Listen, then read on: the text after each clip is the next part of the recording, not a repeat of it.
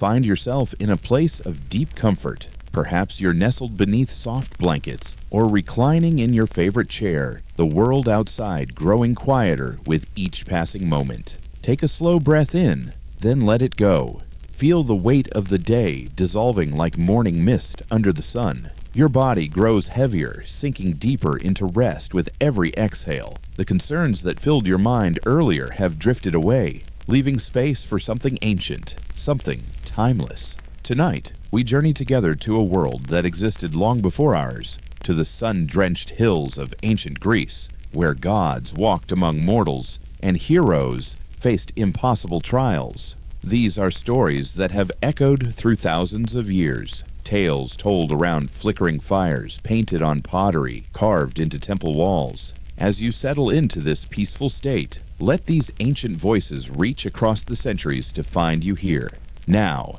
ready to carry you into the realm of myth and legend. Close your eyes if they aren't closed already. Breathe deeply. And let us begin where all things begin, in the darkness before creation itself. Before the earth existed, before the sky stretched overhead, before light divided from darkness, there was only chaos. Not the chaos we think of today, with its sense of disorder and confusion, but rather a vast emptiness, a yawning void where nothing had yet taken form. Imagine it if you can. No ground beneath your feet, no horizon to gaze upon, no stars to guide you through the darkness, just infinite nothingness, pregnant with possibility, waiting for the first spark of existence to ignite. From this primordial void, the first beings emerged, not born but simply coming into existence as if they had always been there, waiting for their moment. First came Gaia, the Earth Mother, the wide-bosomed foundation of all that would follow. She was not merely a goddess, but the very embodiment of the earth itself, every mountain and valley, every forest and plain. When Gaia took form, reality itself began to solidify, giving substance to the void that had come before. Gaia's arrival marked the true beginning of creation. She was vast and fertile, powerful beyond measure, the source from which all life would spring. Alone in the new existence, she created her first children without the need for a partner. From her own essence, she brought forth Uranus, the starry sky, to cover her on every side and provide an eternal home for the blessed immortals yet to come. She also created the mountains, great peaks that rose from her surface like sleeping giants, and Pontus, the deep and endless sea that would surround the lands she formed. But Uranus was different from the mountains and the sea. He was her equal, capable of consciousness and will, and he spread himself across the heavens, matching Gaia's earth below. When day gave way to night, Uranus would descend to embrace Gaia, and from their union, the first generation of divine beings came into the world. These were the Titans, 12 mighty gods and goddesses who represented the fundamental forces of the universe. First came Oceanus, the great river that the ancients believed encircled the entire world, his waters flowing in an endless loop at the boundaries of existence. Then Chaos and Gaia, whose domains touched the mysteries of intellect and the heavens. Hyperion arrived, a being of dazzling light who would father the sun, moon, and dawn. Iaptus came forth, ancestor of Prometheus and Atlas, whose descendants would play crucial roles in the drama yet to unfold. Among the female Titans, there was Theia, who would give birth to celestial lights, and Rhea, destined to become the mother of gods. Themis embodied divine law and order, while Mnemosyne became the personification of memory itself. Phoebe shone with silvery radiance, and Tethys ruled over the nourishing waters of the earth. Finally, there was Kronos, the youngest and most cunning of the Titans, whose very name would become synonymous with time itself. But the Titans were not the only children of Gaia and Uranus. The Earth Mother also gave birth to the Cyclopes, 3 brothers, each possessing a single eye in the center of their foreheads. Brontes, Steropes, and Arges were master craftsmen, and they would one day forge weapons of unimaginable power for the gods. Following them came the Hecatoncheires, the 100-handed ones, creatures of awesome and terrible might. Each of these three brothers, Cottus, Briareus, and Gyges, possessed 50 heads and 100 arms, making them formidable beyond description. Yet, for all the wonder of these creations, darkness crept into paradise. Uranus looked upon the Cyclopes and Hecatoncheires with disgust and fear. Their monstrous forms offended him, and their strength threatened his supremacy. In his pride and cruelty, he refused to let them see the light of day. As soon as they were born, he seized them and thrust them back into Gaia's depths, imprisoning them in the darkest pit of Tartarus, a realm of suffering far below the Earth's surface. Gaia groaned under the weight of these imprisoned children, her body aching with their confinement. The pain was not merely physical, but emotional, for what mother could bear to have her children torn from her and cast into eternal darkness? As her anguish grew, so did her anger at Uranus for his cruelty. She could no longer remain passive while her husband tyrannized their offspring. In her rage and sorrow, Gaia conceived a plan. From her own substance, she created a great sickle of adamantine, a metal harder than any other, with an edge that could cut through anything, even divine flesh. She gathered her Titan children to her and revealed her plan, asking which among them had the courage to stand against their father and free their imprisoned siblings. Silence greeted her plea. The Titans, despite their power, feared Uranus's wrath. He was the sky itself, all-encompassing and inescapable. To raise a hand against him seemed not just dangerous, but impossible. They looked at one another, each hoping someone else would volunteer, but none dared to speak. All except one. Kronos, the youngest of the Titans, stepped forward. Perhaps it was ambition that drove him, a desire to claim power for himself. Perhaps it was genuine outrage at his father's tyranny. Or perhaps it was simply that he, being the youngest, had less to lose than his elder siblings. Whatever his motivation, he took the adamantine sickle from his mother's hands and vowed to end Uranus's reign. Gaia helped her son prepare an ambush. She instructed him on where to hide and when to strike, for she knew her husband's habits well. That evening, as Uranus descended from the heavens to embrace Gaia in the darkness, Kronos lay in wait. The sky god came, spreading himself over the earth, bringing night with his presence, unsuspecting of the betrayal that awaited him. In that moment, as Uranus lowered himself to mate with Gaia, Kronos sprang from his hiding place. With the adamantine sickle grasped firmly in his hands, he struck. The blade cut through divine flesh, and Kronos severed his father's genitals, casting them far out into the sea. The cry that Uranus released in that moment echoed across creation, a sound of pain and fury and disbelief. From the drops of blood that fell onto Gaia's earth, 3 new races sprang into being. The giants emerged, fierce warriors who would one day challenge the gods themselves. The Erinyes materialized, 3 avenging goddesses of retribution who would pursue those who committed terrible crimes, especially crimes against family. And the Melii arose, gentle ash tree nymphs who would inhabit the forests of the world. But the most remarkable birth came from the severed genitals themselves. They fell into the sea, and the waters churned and frothed around them.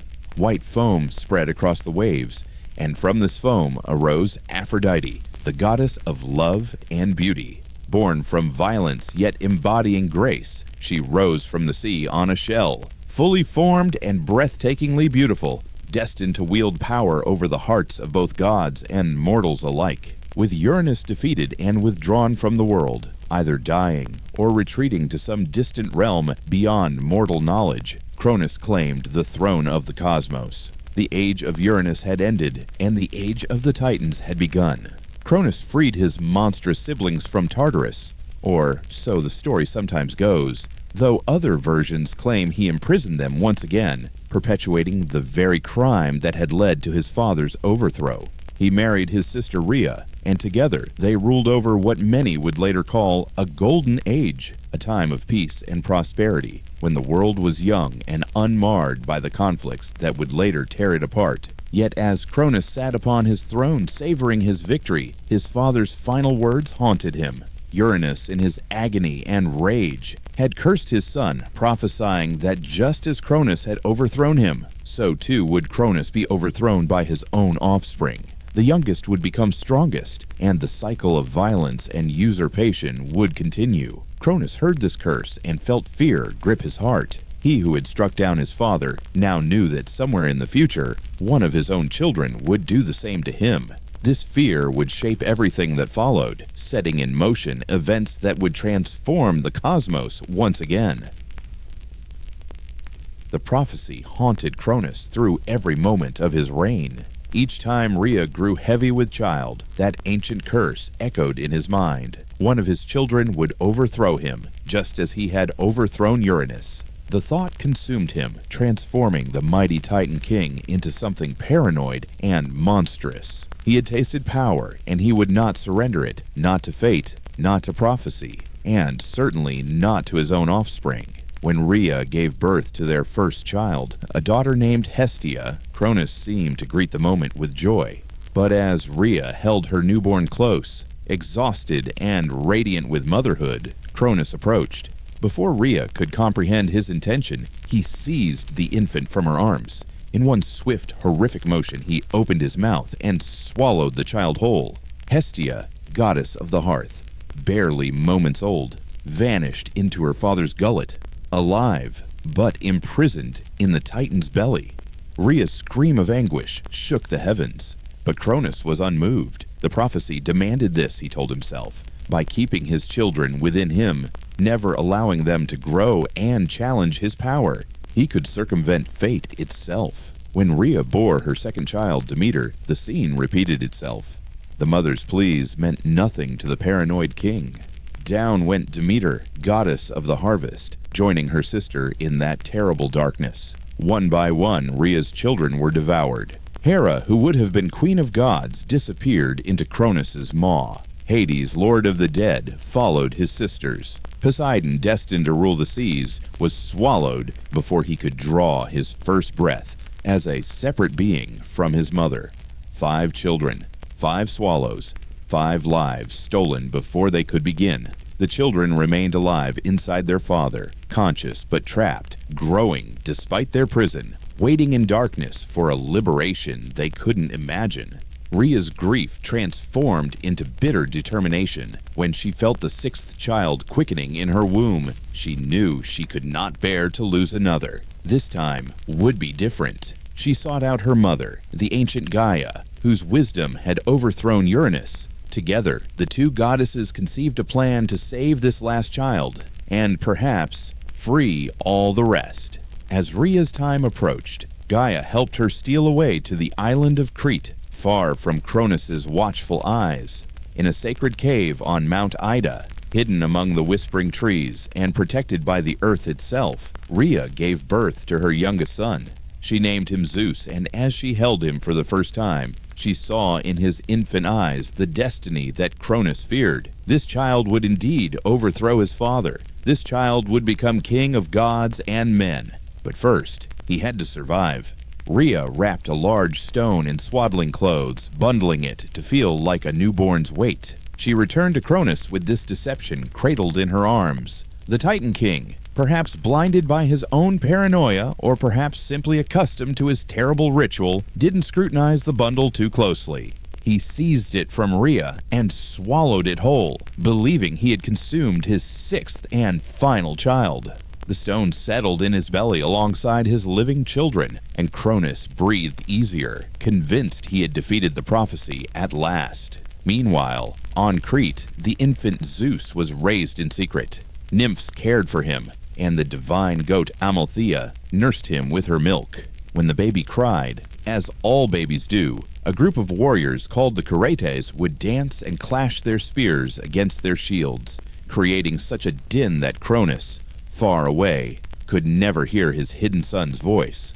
Zeus grew in that cave, nurtured by Gaia's earth and protected by loyal guardians, growing stronger and more powerful with each passing day. The years turned, and Zeus matured into a young god of extraordinary power and cunning. He learned of his true parentage, of his siblings imprisoned in their father's belly, and of the prophecy that bound his fate. He understood that he was meant to challenge Kronos, but he was not foolish. The Titan King remained powerful, surrounded by his brothers and sisters, the other Titans who had helped establish his rule. Zeus needed allies, and he knew exactly where to find them. His first action was to return to his mother Rhea, revealing himself to her. Their reunion was tearful and joyful, mother and son together at last. Rhea, who had mourned this child for years while pretending he was devoured, now saw him grown and magnificent. She was more than willing to help him free his siblings and overthrow the tyrant who had caused her so much pain. Together, they prepared a concoction, a powerful emetic that would force even a Titan to vomit. Some stories say the Oceanid Metis, goddess of wisdom and cunning, helped create this potion. Rhea brought it to Kronos, perhaps disguised as wine, perhaps as medicine, perhaps as some treat to celebrate their years of rule. Kronos, suspecting nothing from his long-suffering wife, consumed it. The effect was immediate and violent. Kronos' body convulsed, and he began to vomit. First came the stone, the one Rhea had wrapped to look like baby Zeus. It flew from his mouth and landed on the earth, where it would later become a sacred monument at Delphi, a testament to the trick that saved the gods. But the stone was just the beginning. Next came Poseidon, now fully grown, emerging from his father's gullet, ready for battle. Then Hades appeared, grim and powerful, lord of the underworld, even before that realm existed. Hera came forth, regal and furious, followed by Demeter, and finally Hestia.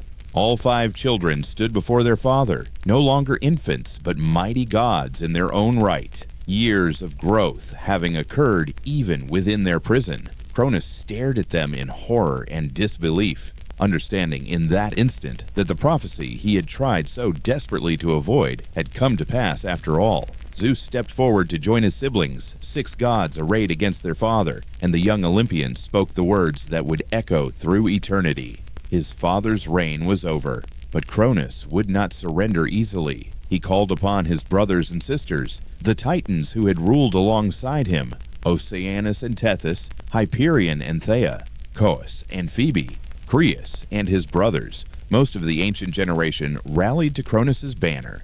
A few notable Titans stood apart. Oceanus, the great river, remained neutral, perhaps seeing the wisdom in not opposing the younger gods. Themis, goddess of divine law, could see that justice lay with Zeus and his cause. Most importantly, the Titan Prometheus, whose very name meant forethought, could perceive the future well enough to know that Zeus would prevail. He and his brother Epimetheus joined the younger gods, lending their considerable power to the rebellion.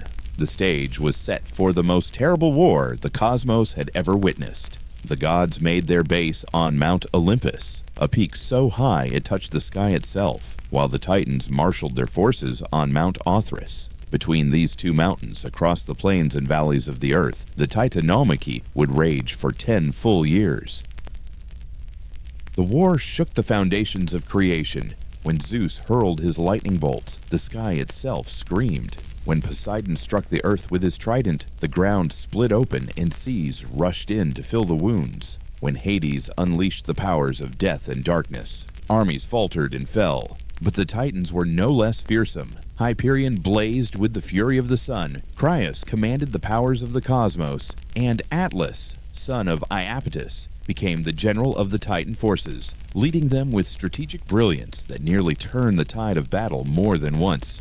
For a decade, the war raged on, neither side able to gain a decisive advantage. Mountains crumbled, seas boiled, and the sky ran red with the blood of immortals. The earth itself groaned under the weight of such conflict, and mortal creatures, only recently created, cowered in whatever shelter they could find, praying for the war to end. It was Gaia, the Earth Mother, who had set all these events in motion by encouraging Kronos to overthrow Uranus, who finally provided Zeus with the key to victory. She reminded him of the imprisoned Cyclopes and Hecatonchires, still locked away in Tartarus, where Kronos had thrust them after falsely promising to free them. These ancient children of Gaia, she told Zeus, could tip the balance if he would honor the promise his father had broken and grant them freedom. Zeus descended into Tartarus, that pit of suffering beneath even the deepest roots of the earth, He found the Cyclopes and Hecatonchires still imprisoned there, and he spoke to them of justice and freedom, of the new order he wished to establish, where beings would not be condemned simply because others feared their power. He broke their chains and led them back to the light they had barely seen since birth. In gratitude, the Cyclopes crafted weapons for the three brothers who had freed them. For Zeus, they forged the thunderbolt, a lance of pure lightning that could incinerate anything it struck. For Poseidon, they created the trident, a three-pronged spear that could command the seas and shake the earth. For Hades, they fashioned the helm of darkness, a helmet that rendered its wearer invisible and struck terror into the hearts of all who sensed its presence. Armed with these weapons and backed by the overwhelming might of the Hecatonchires, Zeus led his forces into one final decisive battle. The Hecatonchires, with their 100 arms each, could throw hundreds of boulders simultaneously, raining down stone like a catastrophic storm. The Titans, who had held their own against the Olympians for 10 years, found themselves suddenly overwhelmed. Atlas rallied his forces again and again, but there was no defense against such an onslaught. The final confrontation was apocalyptic. Zeus unleashed the full power of his thunderbolts, bolts of lightning so intense they ignited the very air. The earth burned, the seas boiled away to steam, and the sky itself seemed ready to shatter. Kronos and his fellow Titans fought with the desperation of those who knew they faced not merely defeat, but eternal imprisonment. The battle raged until Zeus, standing atop Olympus, raised his master bolt high and brought it crashing down with all his divine might. The explosion of power that followed marked the end of the Titan Age. One by one, the Titans fell. Most were cast down into Tartarus, chained in that same pit where they had imprisoned the Cyclopes and Hecatonchires. There they would remain for eternity, guarded by those 100-handed giants, forever removed from the light and power they once commanded. Kronos himself, the king who had swallowed his children, was chained in the deepest part of Tartarus, where his screams of rage and frustration could never reach the world above. Atlas received a special punishment for his role as general of the Titan forces. Zeus condemned him to stand at the western edge of the world, holding the entire sky upon his shoulders for all eternity. Every dawn, every sunset, every moment of every day, Atlas would bear that impossible weight, never able to rest, never able to set down his burden. It was a punishment that fit the magnitude of his opposition to the new order. With the Titans defeated and imprisoned, Zeus and his siblings gathered on Olympus to divide the cosmos among themselves. They drew lots to determine who would rule which domain. Zeus won the sky and became king of gods and mortals, wielder of the thunderbolt and sovereign of the heavens. Poseidon claimed the seas, all the waters of the world becoming his domain, making him second only to Zeus in power. Hades drew the underworld, the realm of the dead, a kingdom as vast and important as those of his brothers, though darker and lonelier. The earth itself was left neutral, belonging to no single god, but shared by all. The sisters too claimed their powers and domains. Hera became Zeus's queen and goddess of marriage and women.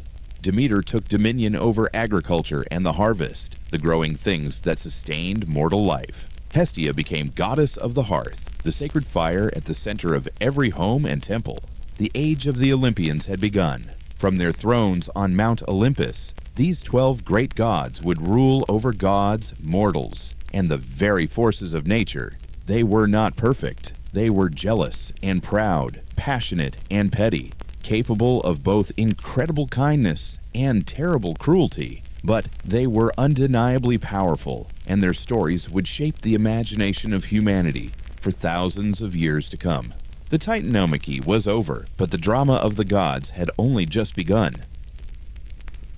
High above the clouds, where mortal eyes could never reach, Mount Olympus pierced the heavens like a spear thrust into the sky. At its summit, beyond the mists and storms that shrouded its lower slopes, lay the realm of the gods. Here, palaces of gold and marble gleamed in eternal sunlight. Gardens bloomed with flowers that never faded, and the immortals gathered to feast, debate, and shape the destiny of the world below. Zeus sat upon his throne, master of this divine assembly, king of gods and mortals alike. His very presence commanded respect even from his fellow Olympians. When he spoke, thunder rumbled in the distance. When he frowned, clouds gathered. When he smiled, the sun shone brighter, and the world seemed to breathe easier. The thunderbolt lay across his lap, a constant reminder of his power, and the aegis, a shield or breastplate decorated with the head of the Gorgon Medusa, protected his chest. Zeus was both magnificent and deeply flawed, embodying all the contradictions that would come to characterize the Greek gods. He was a god of justice, establishing laws and maintaining order among both deities and humans. He protected guests and punished those who violated the sacred bonds of hospitality. He upheld oaths and punished those who broke them. Suppliants could call upon Zeus for protection, and he would often answer their prayers. He was father, not just to gods, but to heroes,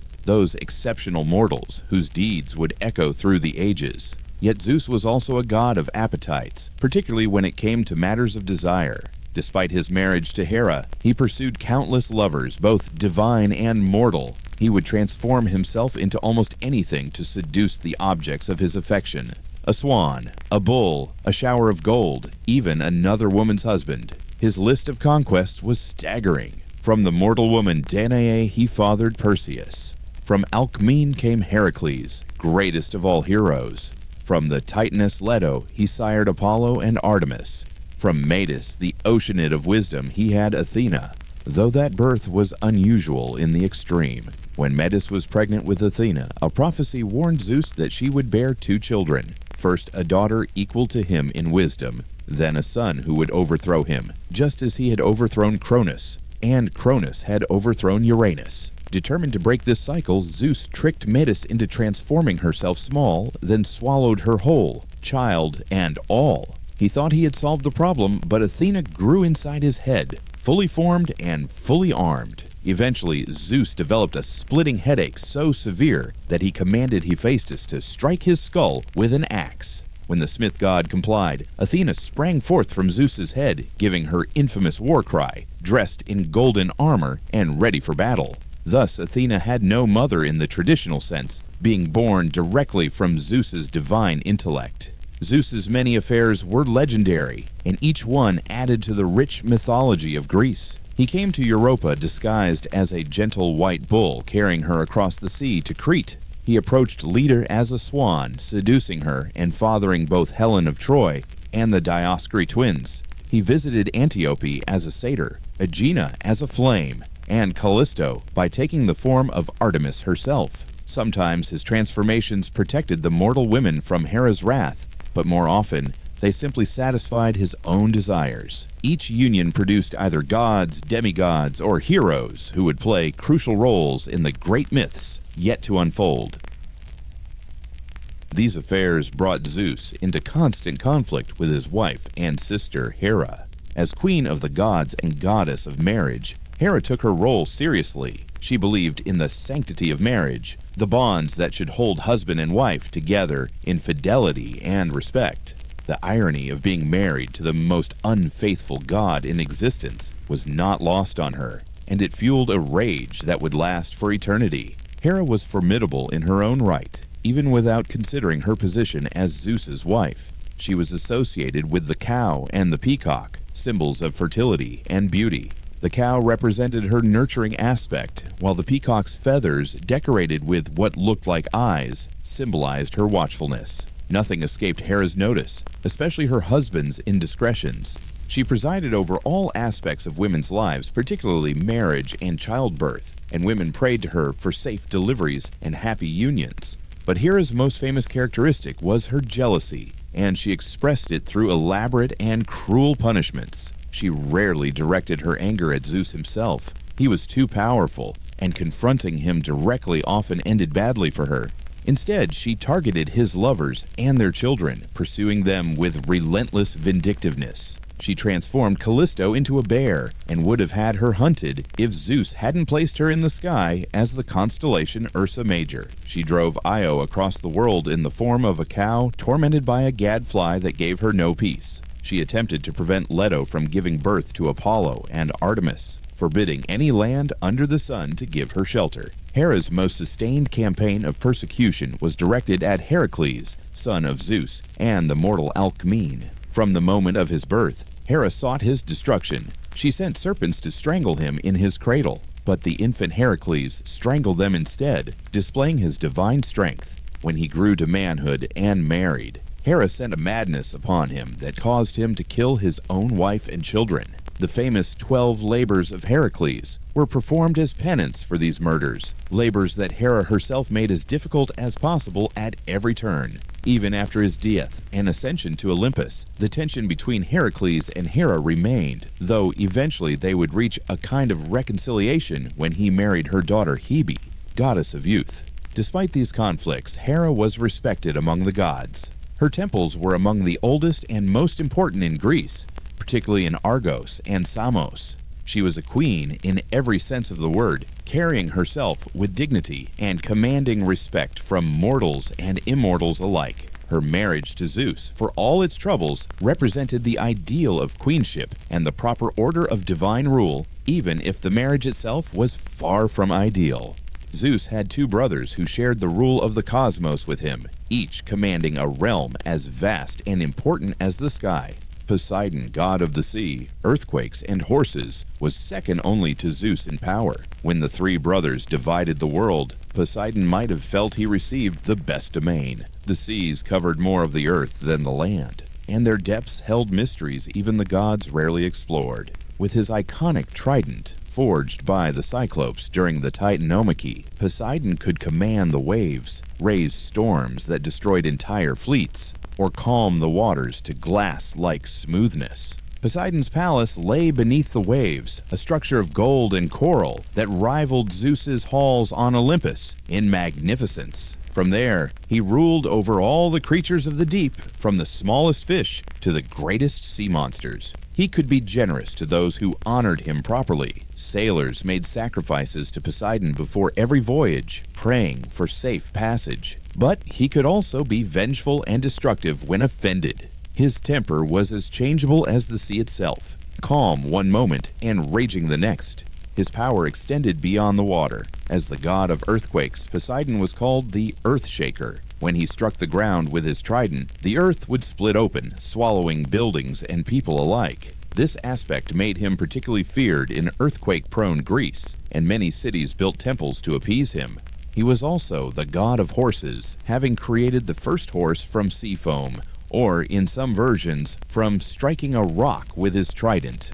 The connection between horses and the sea god seemed strange to many, but the Greeks saw it clearly. Horses' power and spirit reminded them of waves crashing on the shore. Like his brother Zeus, Poseidon had a passionate nature that led to many affairs and many offspring. He married the Nereid Amphitrite, who became queen of the sea, but that didn't stop him from pursuing other lovers. From his union with the Gorgon Medusa, he fathered the winged horse Pegasus and the giant Chrysaor. He slept with numerous nymphs, mortals and goddesses, producing children who ranged from heroes to monsters. The Cyclops Polyphemus was his son, as was the hero Theseus, though Theseus's mortal father, King Aegeus of Athens, was also honored as his sire. Poseidon's conflicts with other gods often revolved around which cities would worship him. He competed with Athena for patronage of Athens in one of the most famous divine contests. Each god gave the city a gift. Poseidon struck his trident against the Acropolis and brought forth a spring of salt water, while Athena planted an olive tree. The Athenians chose Athena's gift, deeming it more useful, and she became their patron goddess. Poseidon's fury at this rejection was terrible, and he flooded the surrounding plain in punishment. He had similar conflicts with other gods over other cities, usually losing because his gifts, while impressive, were not always practical. The third brother, Hades, ruled a kingdom as vast as those of his brothers, but infinitely darker. The underworld was not merely a place of punishment, it was the destination of all souls, good and evil alike. When mortals died, their shades would descend into Hades' realm, crossing the river Styx in Charon's ferry, passing the 3-headed hound Cerberus who guarded the gates, and entering the land of the dead. Hades was perhaps the most misunderstood of the Olympians. While often depicted as evil in later interpretations, the ancient Greeks saw him differently. He was stern and unyielding, yes, but also just and honorable. He maintained order in his realm and treated the dead according to their merits. The virtuous went to the Elysian fields, a paradise within the underworld, where they lived in eternal happiness. The wicked suffered in Tartarus, enduring punishments tailored to their crimes. The ordinary majority dwelt in the fields of Asphodel, living a shadowy existence that was neither reward nor punishment, but simply a continuation of sorts. Hades rarely left his kingdom. Unlike Zeus and Poseidon, who frequently involved themselves in the affairs of mortals and gods, Hades preferred to remain in his dark realm. This isolation may have contributed to his reputation as grim and unapproachable. The ancient Greeks feared to speak his name, using euphemisms like the rich one or the hospitable one instead, hoping to avoid attracting his attention. Hades' most famous myth involved his abduction of Persephone, daughter of Demeter. Seeing the young goddess gathering flowers in a meadow, Hades fell deeply in love with her. With Zeus's permission, though without Demeter's, he burst through the earth in his dark chariot and carried Persephone screaming into the underworld. The aftermath of this abduction would have profound consequences for the mortal world, a story intimately connected with Demeter's domain. Demeter, goddess of agriculture and the harvest, was the fifth of Kronos and Rhea's children. Her domain was the earth's fertility, the growing grain, the ripening fruit, the cycles of planting and reaping that sustained mortal life. She taught humanity the arts of agriculture, showing them how to till the soil, plant seeds, and harvest crops. Without Demeter's blessing, the fields lay barren, and humanity would starve. When Hades took Persephone, Demeter's grief was all-consuming. She abandoned her duties and wandered the earth in mourning, searching for her lost daughter. Without her care, nothing grew. Crops withered in the fields. Trees bore no fruit, and the earth became a wasteland. Humanity began to starve, and their prayers to the gods went unanswered, for Demeter heard nothing but her own sorrow. Eventually, Demeter learned what had happened and confronted Zeus. The king of gods found himself in an impossible position. He had approved the marriage, but couldn't allow humanity to perish. A compromise was reached. Persephone would spend part of each year with Hades in the underworld, and part with her mother above. But because Persephone had eaten pomegranate seeds while in the underworld, binding herself to that realm, she could never leave entirely. The ancient Greeks said this was why they had seasons. When Persephone descended to the underworld each autumn, Demeter mourned, and the world grew cold and barren. When she returned each spring, Demeter rejoiced, and the earth bloomed again. The final sibling, Hestia, was the goddess of the hearth and home. She was the firstborn of Kronos and Rhea, the first to be swallowed and the last to be freed, making her both the eldest and the youngest of the Olympians. Hestia was unique among the gods in her lack of dramatic myths. She never married, remaining a virgin goddess, and she avoided the conflicts and intrigues that consumed so many of her fellow Olympians. But her importance should not be underestimated. The hearth was the center of ancient Greek life, the source of warmth, cooking fire, and communal gathering. Every home had a hearth sacred to Hestia, and every city maintained a public hearth in her honor. When colonists set out to found a new city, they carried fire from their home city's hearth to light the new one, maintaining the connection to their origins. When meals were served, the first and best portions were offered to Hestia. In some traditions, Hestia gave up her seat among the 12 Olympians to Dionysus, the god of wine and ecstasy, to avoid conflict. This act was perfectly in keeping with her character, peaceful, modest, and focused on maintaining harmony.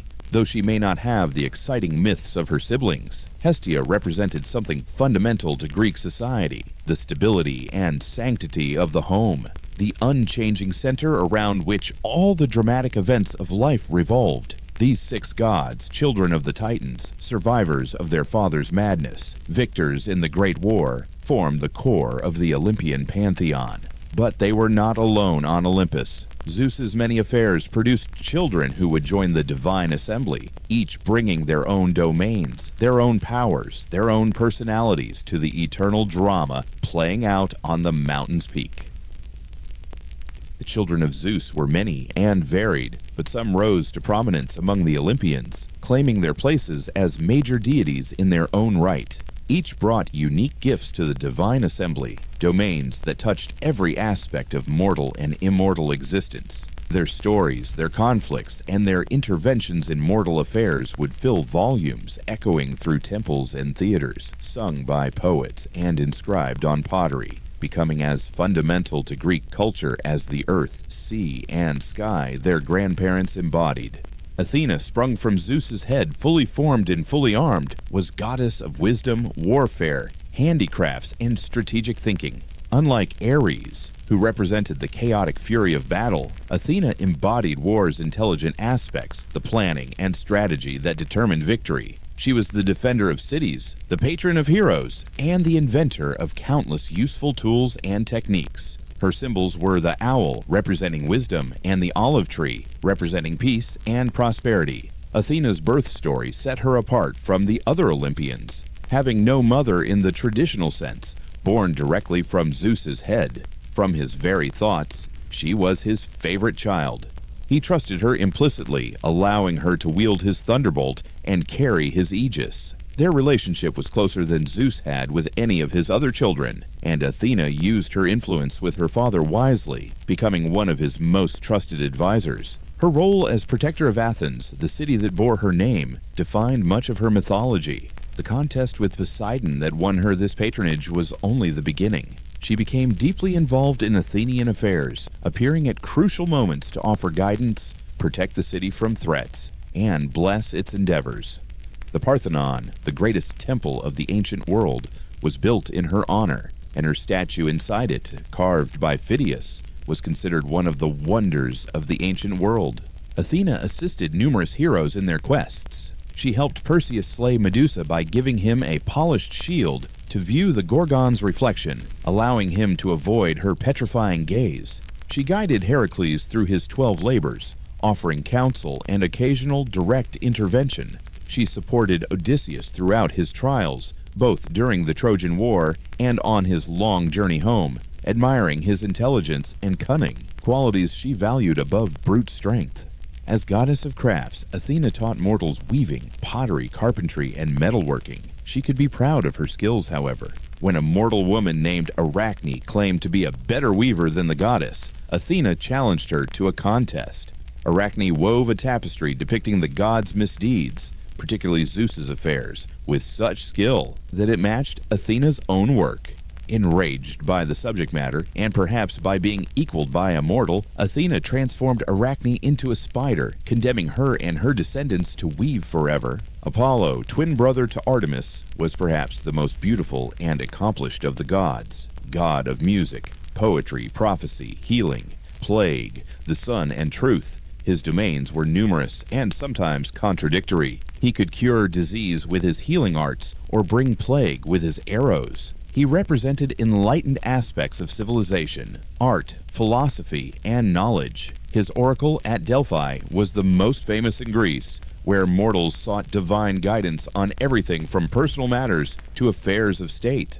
Apollo's birth was fraught with difficulty. His mother, the Titaness Leto, was another of Zeus's lovers, and Hera, in her jealousy, pursued her relentlessly. She forbade any land under the sun to give Leto shelter for giving birth. Finally, the floating island of Delos, which was not fixed in place and thus not technically land under the sun, offered sanctuary. There, Leto gave birth first to Artemis, who then served as midwife when Apollo was born. The island became sacred to Apollo, and a great temple complex was built there in his honor. Apollo was associated with the lyre, which he played with unmatched skill. He led the Muses, the 9 goddesses of arts and sciences, in their performances on Olympus.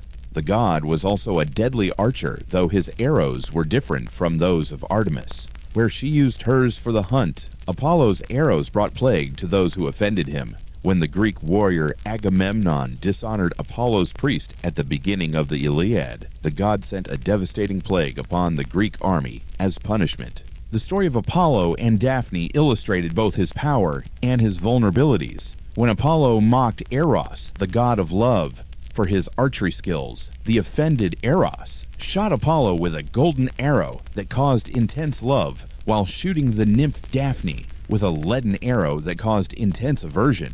Apollo pursued Daphne relentlessly, but she fled from him in terror. When he was about to catch her, she prayed to her father, the river god Peneus, who transformed her into a laurel tree. Apollo, devastated, decreed that the laurel would be his sacred tree, and he wore a laurel wreath ever after.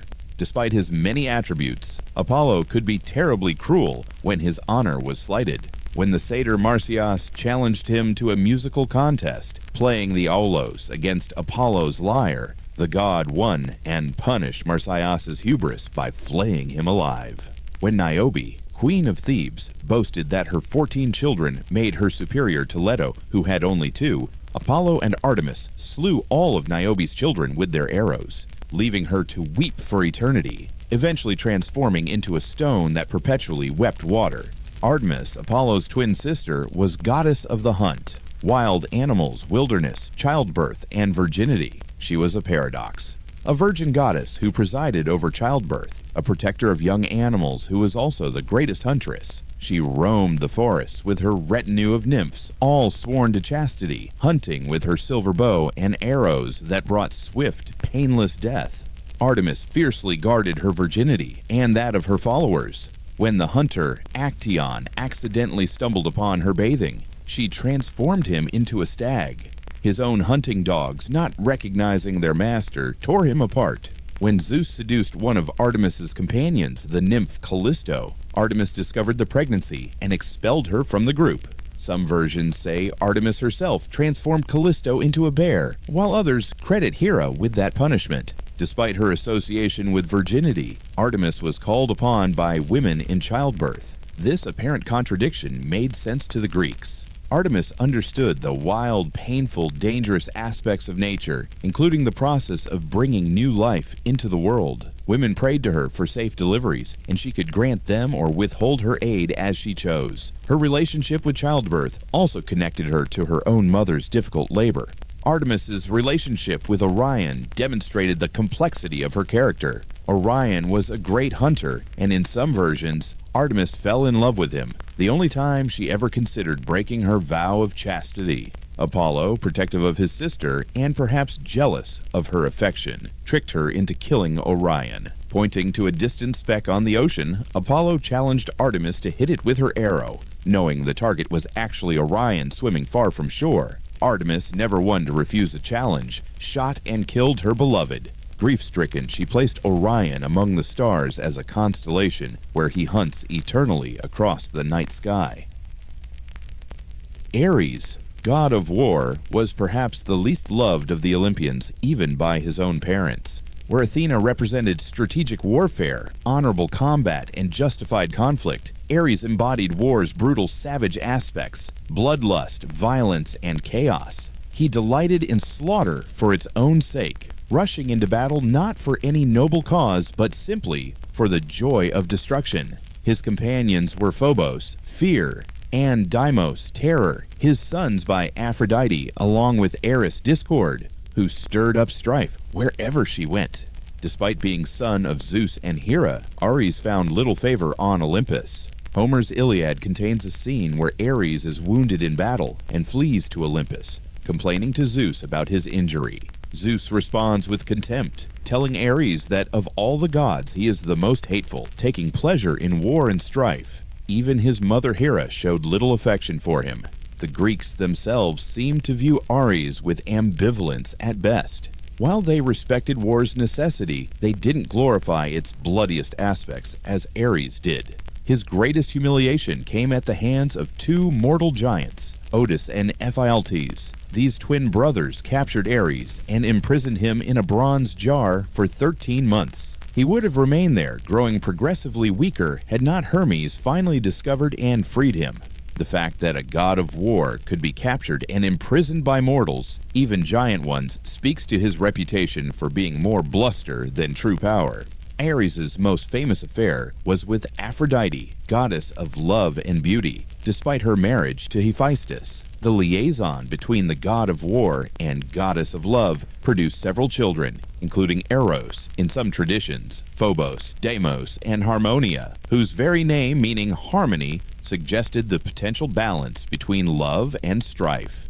Their affair was discovered when Helios, the sun god who saw everything, informed Hephaestus of his wife's infidelity. The smith god crafted an invisible net and placed it over his bed, then pretended to leave. When Ares and Aphrodite lay together, the net captured them, and Hephaestus invited all the gods to witness his wife's shame. The gods laughed at the trapped lovers, but Poseidon eventually persuaded Hephaestus to release them. Aphrodite was born from Uranus's severed genitals falling into the sea, making her older than the Olympians, though she was counted among them. She was the goddess of love, beauty, pleasure, and procreation, and her power extended over gods and mortals alike. No one was immune to her influence. She could make anyone fall in love, and she delighted in using this power, sometimes benevolently, sometimes cruelly.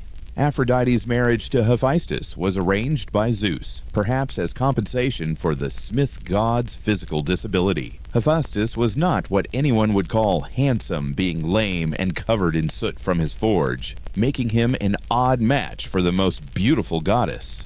Unsurprisingly, Aphrodite sought affection elsewhere, most notably with Ares, but also with the beautiful mortal Adonis, whose death she mourned deeply, and with Hermes, with whom she conceived Hermaphroditus. The goddess played a crucial role in starting the Trojan War. When the goddess Eris wasn't invited to the wedding of Peleus and Thetis, she threw a golden apple inscribed "to the fairest" among the divine guests. 3 goddesses claimed it: Hera, Athena, and Aphrodite. Zeus wisely refused to judge and instead appointed Paris, a Trojan prince, as arbiter. Each goddess offered Paris a bribe. Hera offered power, Athena offered wisdom and victory in war, and Aphrodite offered the most beautiful woman in the world. Paris chose Aphrodite, and she gave him Helen, wife of Menelaus, king of Sparta. This choice led directly to the Trojan War, demonstrating how the whims of the gods could reshape the mortal world. Hephaestus, the ugly god married to beauty itself, was master of the forge and god of fire, metalworking, craftsmanship, and sculpture. Despite his physical deformity, he created the most beautiful and powerful objects in existence.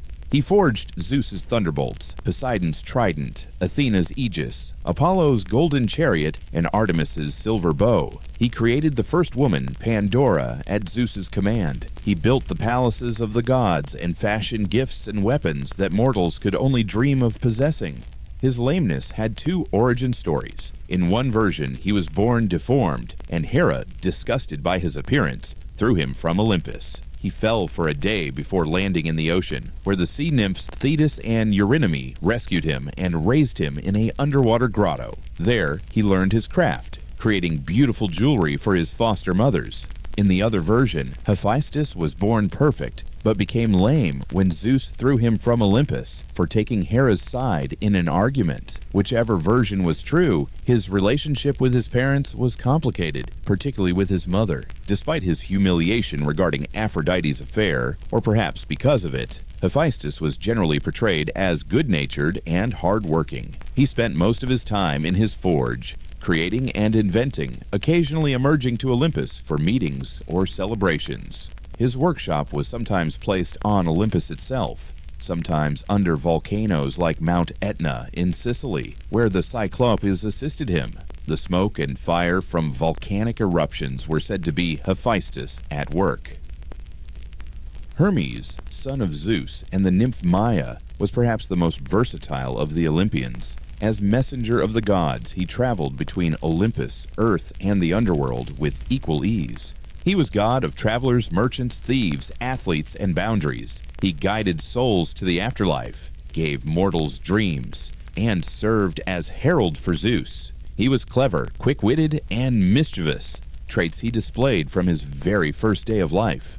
According to myth, Hermes was born at dawn, and by noon had already committed his first theft. He crept from his cradle, found a tortoise, killed it, and used its shell to create the first lyre, inventing music in the process. Then, still on his first day of life, he stole 50 cattle belonging to Apollo, cleverly making them walk backward so their tracks led in the wrong direction. Apollo eventually discovered the theft, but when Hermes played the lyre he had invented, the music so enchanted Apollo that he agreed to trade his cattle for the instrument. The two became close friends, and Zeus appointed Hermes as his herald. Hermes wore winged sandals that allowed him to fly, carried a herald's staff called the caduceus, and often wore a winged cap.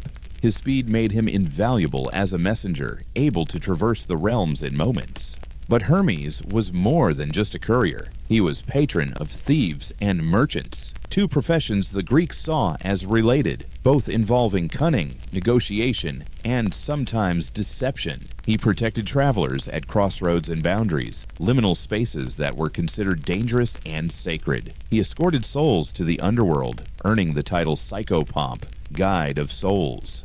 Hermes' cleverness made him the perfect helper for heroes. He gave Perseus the winged sandals and Hades' helm of darkness to help him slay Medusa. He guided Priam safely through the Greek camp to ransom Hector's body from Achilles. He warned Odysseus about Circe's magic and gave him the herb moly to protect him from her spells. Time and again, Hermes appeared at crucial moments, offering the gift of divine intervention wrapped in mortal ingenuity. The final Olympian was Dionysus, the god of wine, ecstasy, theater, and religious frenzy. He was the youngest of the Olympians, and his inclusion among the 12 was unusual. Born of Zeus and the mortal woman Semele, Dionysus was the only Olympian with a mortal parent. His birth story was dramatic. Hera, jealous as always, tricked Semele into asking Zeus to reveal himself in his true form.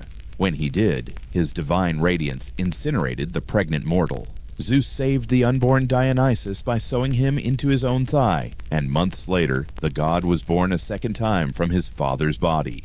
Dionysus was raised in secret to protect him from Hera's wrath. He grew up far from Olympus, learning the cultivation of grapes and the creation of wine. When he reached maturity, he wandered the world teaching mortals viticulture and establishing his cult.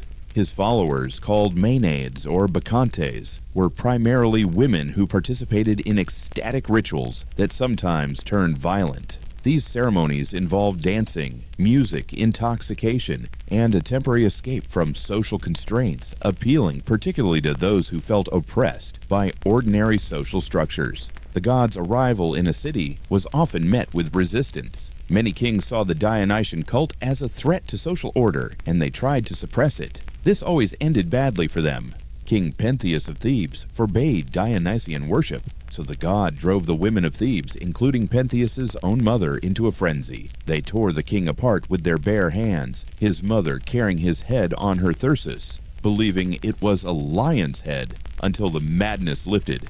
King Lycurgus attacked Dionysus and his followers, so the god punished him with madness that led him to kill his own son, mistaking him for a grapevine.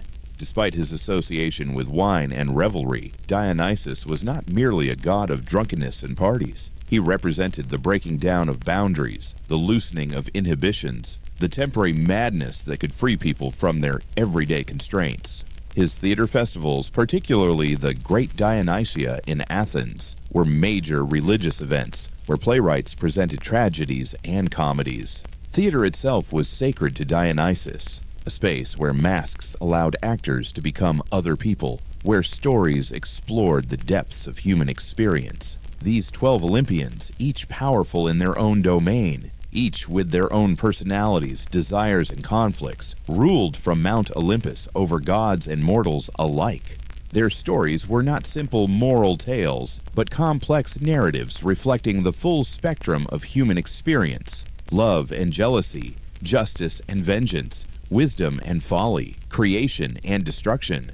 They were immortal and powerful, yet they displayed very human emotions and made very human mistakes. This combination of divinity and humanity made them eternally fascinating to the ancient Greeks and continues to captivate us today.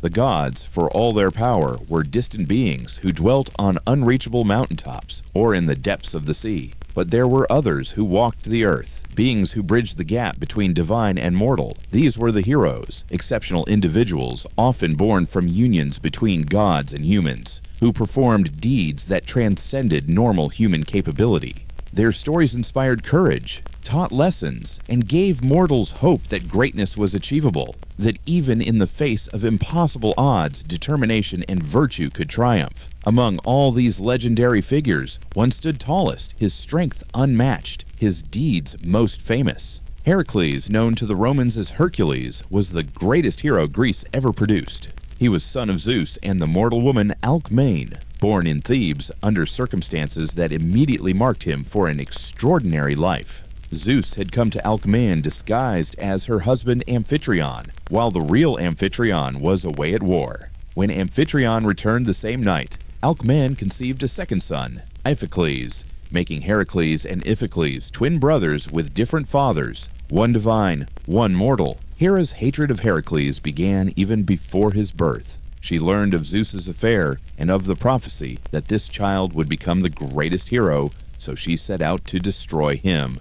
When the time came for Heracles to be born, Hera delayed his birth through her daughter Eileithyia, goddess of childbirth, while causing the premature birth of Eurystheus, Heracles' cousin. This manipulation meant that Eurystheus, rather than Heracles, became king of Mycenae, the position Zeus had intended for his son. Hera's persecution continued throughout Heracles' life. When he was just 8 months old, she sent 2 enormous serpents to his cradle to strangle him. The infant Heracles grabbed the snakes, one in each hand, and squeezed until they died, displaying the supernatural strength that would define his life. His parents found him the next morning, playing with the dead serpents as if they were toys. Already a hero before he could walk, Heracles grew into a man of enormous physical strength and size, towering over other mortals. He received the finest education.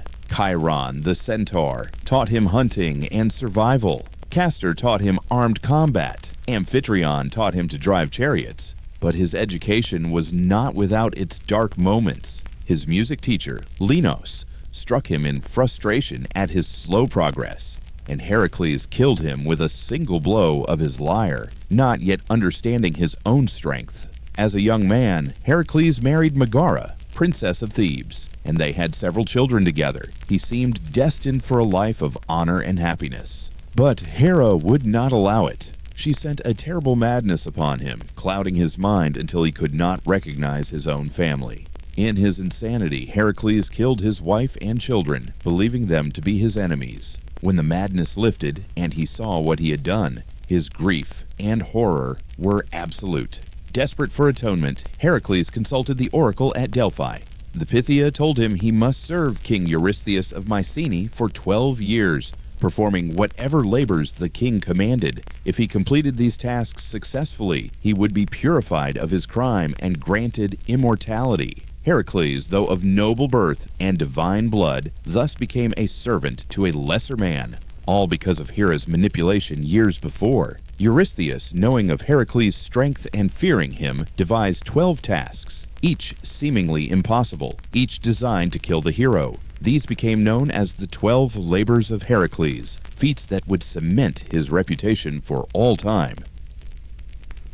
The first labor sent Heracles to Nemea to kill a lion that had been terrorizing the region. This was no ordinary lion, but a beast with a hide so tough that no weapon could pierce it.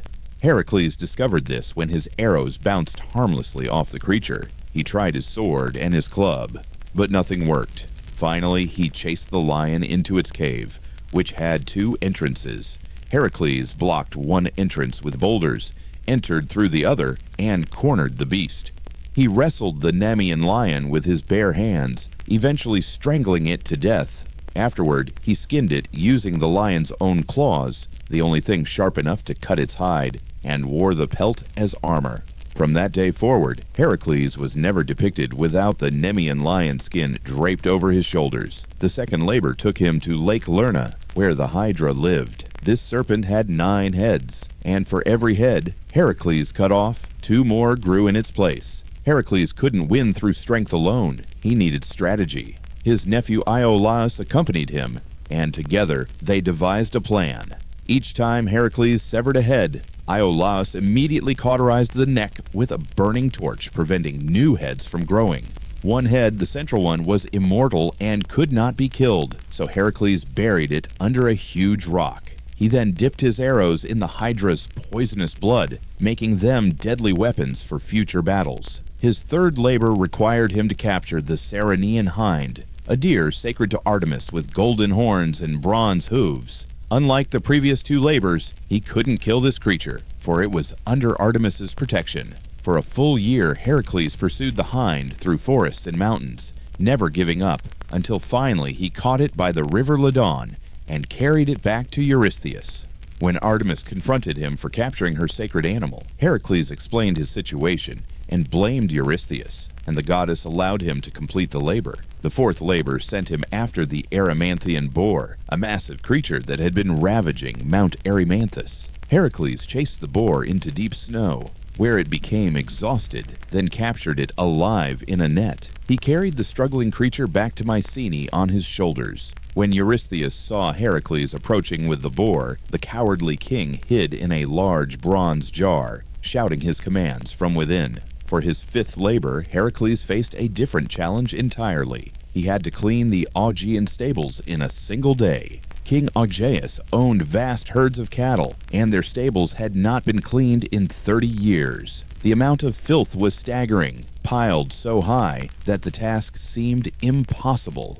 But Heracles, using his intelligence rather than just his strength, diverted two rivers, the Alpheus and the Peneus, through the stables. The rushing waters swept away all the filth in one day. Eurystheus later tried to invalidate this labor, claiming Heracles had received payment from Augeas, but the labor was eventually accepted. The sixth labor involved the Stymphalian birds, man-eating birds with bronze beaks and metallic feathers they could launch like arrows. They had taken over a marsh near Stymphalos, terrorizing the region. Athena gave Heracles a pair of bronze castanets made by Hephaestus. The noise from these castanets startled the birds into flight, and Heracles shot them down with his arrows dipped in hydra venom.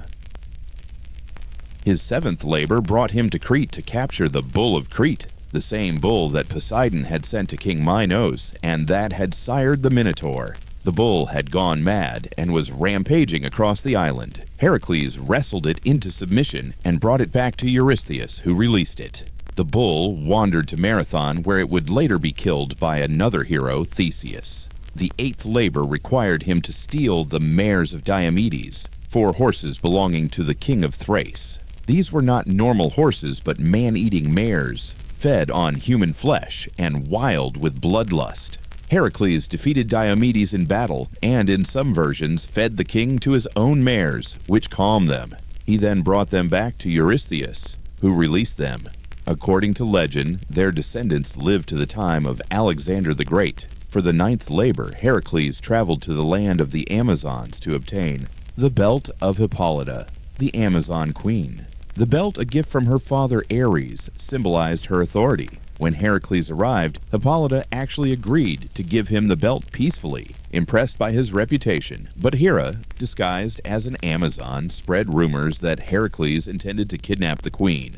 The Amazons attacked, and in the confusion, Heracles killed Hippolyta and took the belt. Thinking she had betrayed him, the 10th labor sent him to the far west, to the island of Erythea, to steal the cattle of Geryon. Geryon was a monster with 3 bodies joined at the waist, making him incredibly difficult to fight. Heracles traveled to the ends of the known world, setting up the Pillars of Heracles, the Strait of Gibraltar, along the way. He killed Geryon with a single arrow that pierced all 3 bodies at once, then drove the cattle back to Greece, a journey that took him across all of Western Europe. His 11th labor took him even further, to the Garden of the Hesperides, where golden apples grew on a tree, guarded by a dragon named Ladon, and tended by nymphs. Some versions have Heracles killing the dragon himself, while others have him recruiting Atlas, who held up the sky, to fetch the apples. In this version, Heracles temporarily took Atlas's burden, holding the heavens on his shoulders. When Atlas returned with the apples, he didn't want to take the burden back, but Heracles tricked him by asking him to hold it for just a moment while he adjusted his cloak, then left with the apples.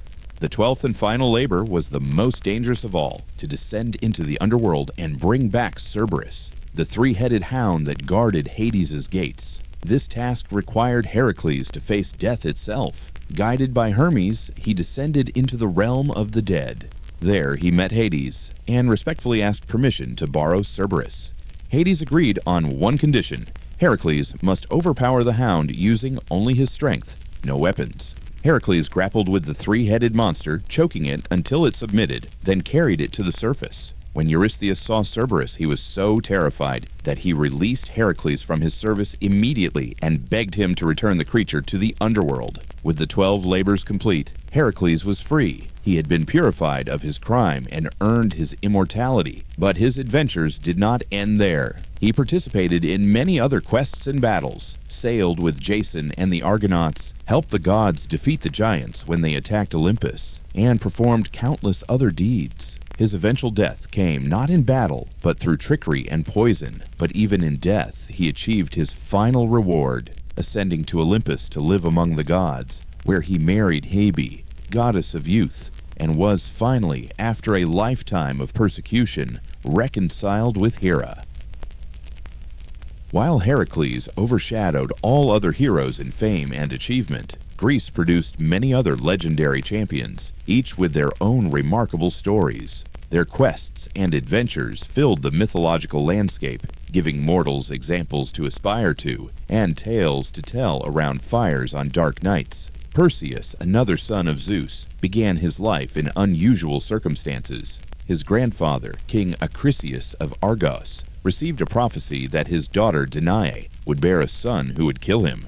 To prevent this, Acrisius imprisoned Danae in a bronze chamber underground, where no man could reach her. But Zeus came to her as a shower of golden light, and from this union, Perseus was conceived. When Acrisius discovered his daughter had given birth, he couldn't bring himself to kill them directly, fearing divine retribution. Instead, he sealed Danae and infant Perseus in a wooden chest and cast them into the sea, leaving their fate to the gods. The chest floated to the island of Seriphos, where a fisherman named Dictys found them and took them in.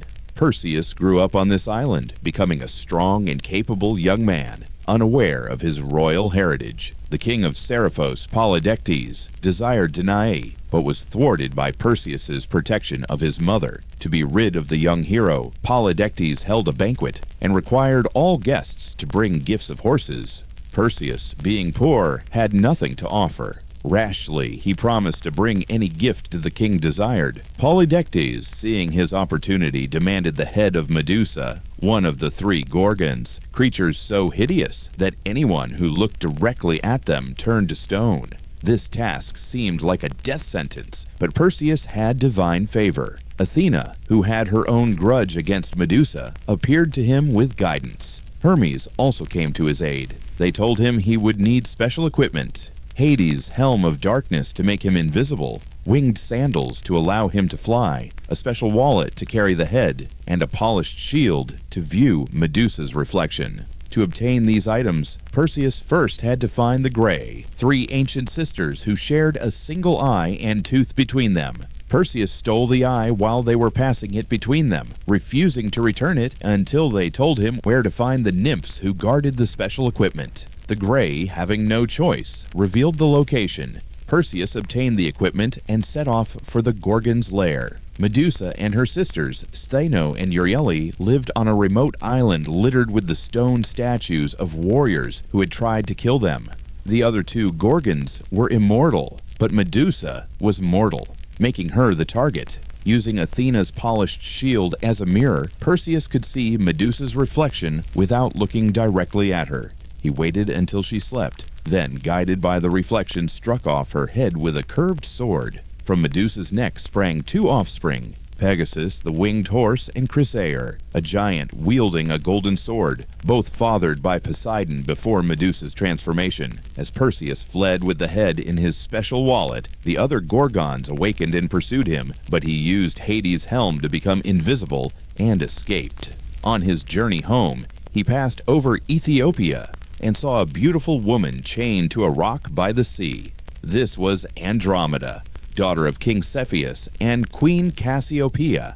Cassiopeia had boasted that her daughter was more beautiful than the Nereids, sea nymphs, and Poseidon had sent a sea monster to punish this hubris. The oracle said only sacrificing Andromeda to the monster would save the kingdom. Perseus fell in love with Andromeda at first sight.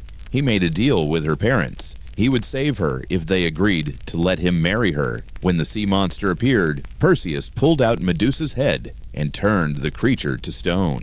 He freed Andromeda, and they were married. However, Andromeda had been previously promised to her uncle Phineus, who arrived with armed men to claim her. Perseus used Medusa's head again, turning Phineus and his men to stone. Returning to Seriphos, Perseus found that Polydectes had been harassing his mother, trying to force her to marry him. Perseus confronted the king at a banquet, and when Polydectes scoffed at the idea that he had truly completed his quest, revealed Medusa's head, turning Polydectes and his supporters to stone. Perseus then returned the magical equipment to the gods and gave Medusa's head to Athena, who placed it on her aegis. The prophecy about Acrisius came true eventually, though not in the way anyone expected. Perseus, traveling to Larissa to participate in funeral games, threw a discus that went awry and struck a spectator who happened to be Acrisius, his grandfather who had been hiding there. The old king died from the blow, fulfilling the prophecy he had tried so hard to avoid. Theseus, hero of Athens, was another great champion who combined strength with cleverness. Like Perseus, his father was a king, though in this case a mortal one. Aegeus, king of Athens, visited King Pythias of Troezen and, after a night of drinking, slept with Pythias's daughter Aethra. Before leaving, Aegeus placed his sword and sandals under a large rock, telling Aethra that when their son was strong enough to lift the rock and retrieve these tokens, he should come to Athens to claim his birthright. Theseus grew strong in Troezen, raised by his mother and grandfather. When he came of age and lifted the rock with ease, Aethra told him of his father. Most people would have traveled to Athens by the safe sea route, but Theseus chose the dangerous land route specifically because it was dangerous. He wanted to prove himself by facing the bandits and monsters that plagued the road, consciously modeling himself after his hero, Heracles. Along the way, Theseus defeated several notorious villains. He killed Periphetes, who crushed travelers with an iron club and took the club for himself. He encountered Sinis, who would bend 2 pine trees to the ground, tie travelers between them, then release the trees, tearing his victims apart. Theseus killed him using his own method. He fought the Crommyonian sow, a monstrous wild pig. He threw Siren, who kicked travelers off a cliff to feed to a giant turtle off his own cliff. He killed Cercyon, who forced travelers to wrestle him to the death. Finally, he dealt with Procrustes, who forced travelers to lie on his bed, stretching short people and cutting tall people to make them fit. Theseus gave each villain a taste of their own medicine, establishing himself as a hero before even reaching Athens. When Theseus arrived in Athens, Aegeus didn't recognize him. The king's wife, Medea, the same sorceress who had helped Jason, saw through Theseus immediately and, fearing he would supplant her own son, tried to poison him. Aegeus knocked the poisoned cup from Theseus's hand just in time, recognizing his sword and sandals. He embraced his son and declared him heir to the throne. Medea fled with her son. Theseus's greatest achievement came shortly after. Athens was forced to send a tribute to King Minos of Crete every 9 years, 7 young men and 7 young women to be fed to the Minotaur, a monster that was half man, half bull, imprisoned in an enormous labyrinth beneath Minos' palace. Theseus volunteered to be one of the 7 youths, intending to kill the Minotaur and end the tribute. In Crete, Minos' daughter Ariadne fell in love with Theseus. She gave him a ball of thread, instructing him to tie one end at the entrance to the labyrinth and unwind it as he went, so he could find his way back. Theseus entered the labyrinth, found the Minotaur at its center, and killed it with his bare hands, or in some versions, with a sword Ariadne had given him. He followed the thread back to the entrance, where Ariadne and the other Athenians waited. They escaped on Theseus's ship, with Ariadne aboard. The voyage home had a tragic ending for Ariadne. Theseus abandoned her on the island of Naxos, either because Athena ordered him to in a dream, or because he simply didn't love her and was only using her. She awoke to find herself alone, eventually becoming the bride of Dionysus, who found her weeping on the shore. As for Theseus, He forgot to change his ship's sails from black to white, as he had promised his father he would do if he survived. Aegeus, watching from a cliff, saw the black sails and, believing his son dead, threw himself into the sea. That sea has been called the Aegean ever since. Theseus became king of Athens and was credited with uniting the separate villages of Attica into a single city-state. He was a wise and popular ruler, though his personal life remained troubled. His friendship with the Centaurs led to the famous battle between the Lapiths and Centaurs at Pirithous' wedding. His abduction of the young Helen, who would later become Helen of Troy, before she was of age, prompted her brothers, the Dioscuri, to rescue her. His attempt to help Pirithous abduct Persephone from the underworld resulted in both of them being trapped in the chairs of forgetfulness in Hades' realm. Heracles eventually rescued Theseus, but Pirithous remained.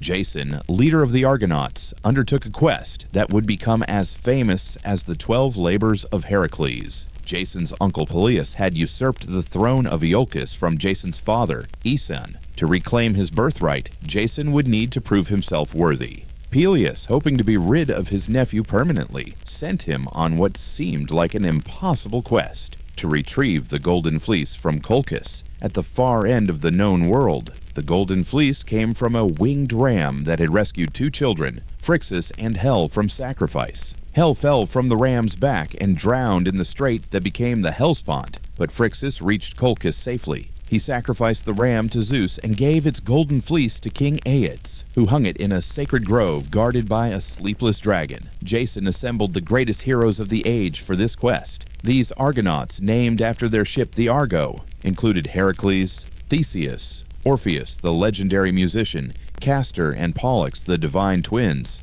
Atalanta, the huntress, and many others.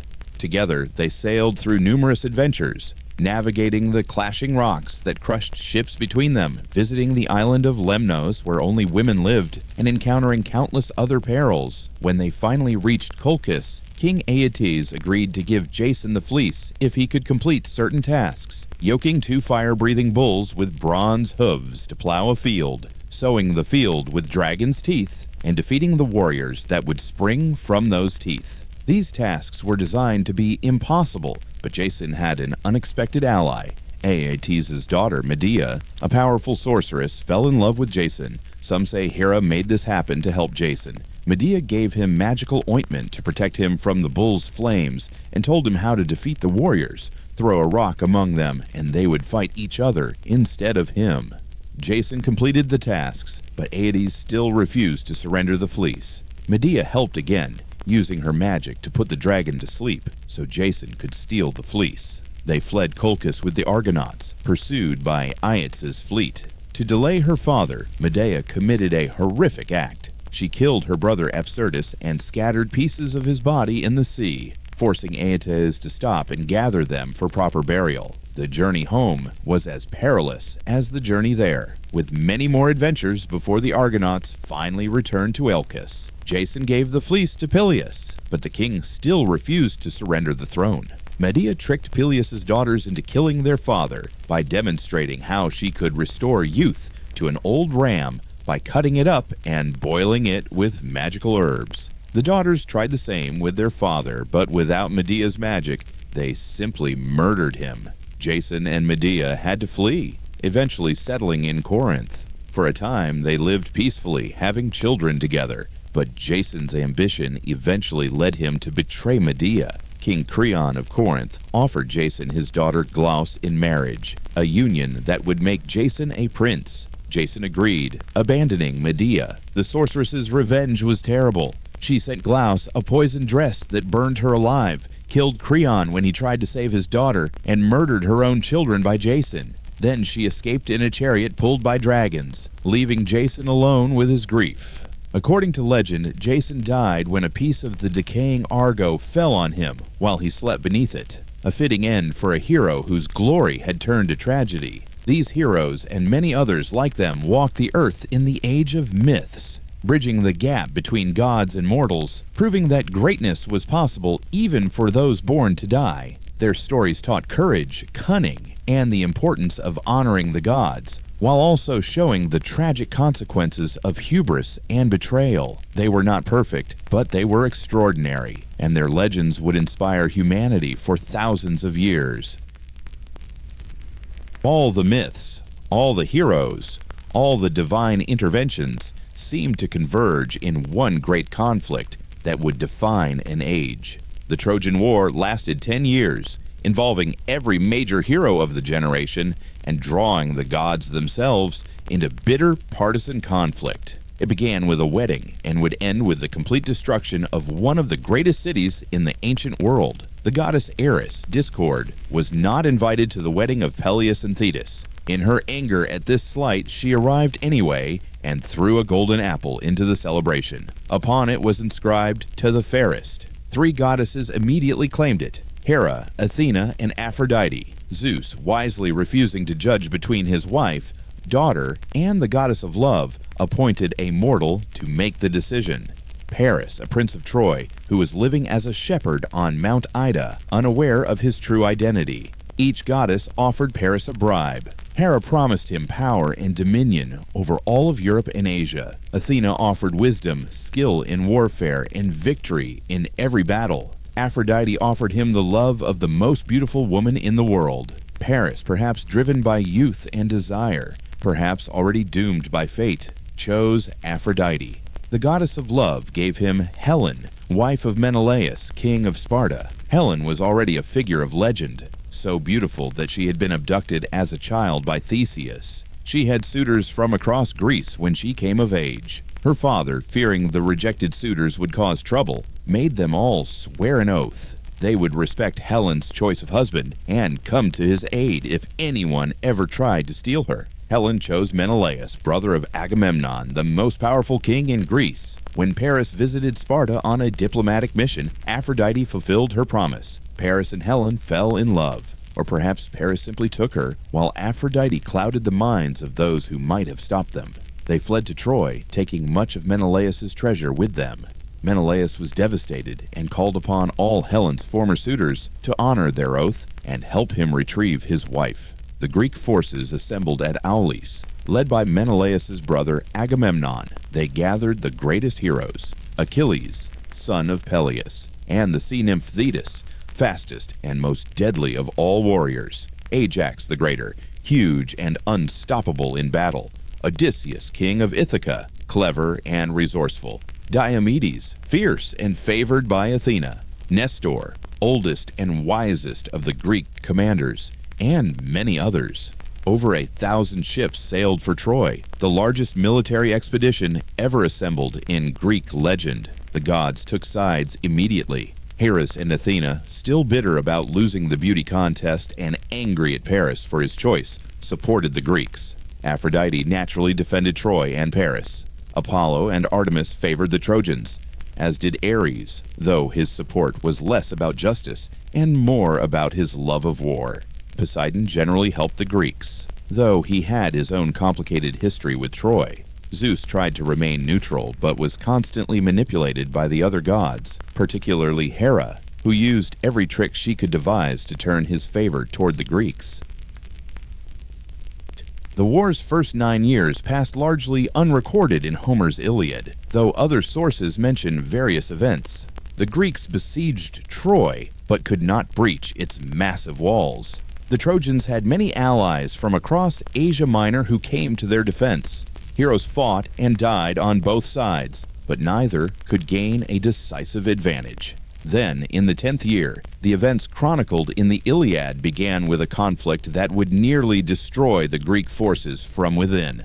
Agamemnon, in a raid on a nearby town, captured a young woman named Chryseis, daughter of a priest of Apollo. When her father offered ransom for her return, Agamemnon refused with contempt. The priest prayed to Apollo, and the god sent a devastating plague upon the Greek camp. After 9 days of watching his men die, Achilles called an assembly and demanded that Agamemnon release Chryseis to stop the plague. Agamemnon agreed but insisted on compensation. He took Briseis, a captive woman who had been awarded to Achilles as a prize of honor. This public humiliation infuriated Achilles, not just because he cared for Briseis, but because it insulted his honor, the most precious possession a Greek hero had. Achilles withdrew from the fighting, taking his myrmidons with him, and prayed to his mother Thetis to convince Zeus to let the Trojans prevail until the Greeks understood how much they needed him. Zeus, who owed Thetis a favor, agreed. The Trojans, led by Hector, began to dominate the battlefield. Hector was Paris's older brother, the greatest Trojan warrior, a man who fought not from ambition or bloodlust, but from duty to defend his city and his family. He was noble, brave, and respected even by his enemies. Under his leadership, the Trojans pushed the Greeks back to their ships and nearly burned their fleet. The Greeks begged Achilles to return, offering him magnificent gifts, but he refused. His pride was too wounded. However, when his closest friend, Patroclus, saw the Greeks being slaughtered, he begged Achilles to at least let him wear Achilles' distinctive armor and led the Myrmidons into battle. Achilles agreed, hoping that the Trojans would mistake Patroclus for him and retreat. The plan worked at first. The Trojans, seeing what they thought was Achilles, fell back in fear. But Patroclus, caught up in battle fury, pursued them too far, ignoring Achilles' warnings. He fought his way to the walls of Troy itself, where Apollo struck him, dazing him.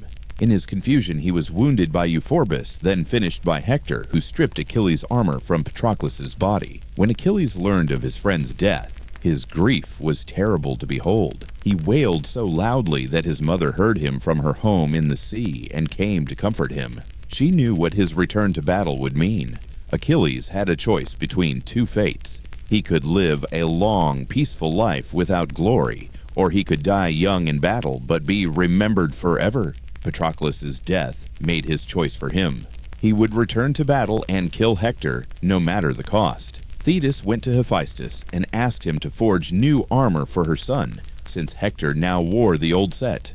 The smith god created the most magnificent armor ever made, including the famous Shield of Achilles, decorated with images of the entire cosmos, earth and sky, cities at peace and war, the seasons, and all of human life. When Achilles donned this armor, he looked like a god. The confrontation between Achilles and Hector was inevitable. Achilles chased the Trojan champion 3 times around the walls of Troy before they finally faced each other in single combat. Hector fought bravely, but he was no match for Achilles' superhuman skill and fury. Achilles' spear pierced Hector's throat, though not so deep as to prevent him from speaking his final words, prophesying that Paris and Apollo would soon kill Achilles at Troy's Scaean Gate.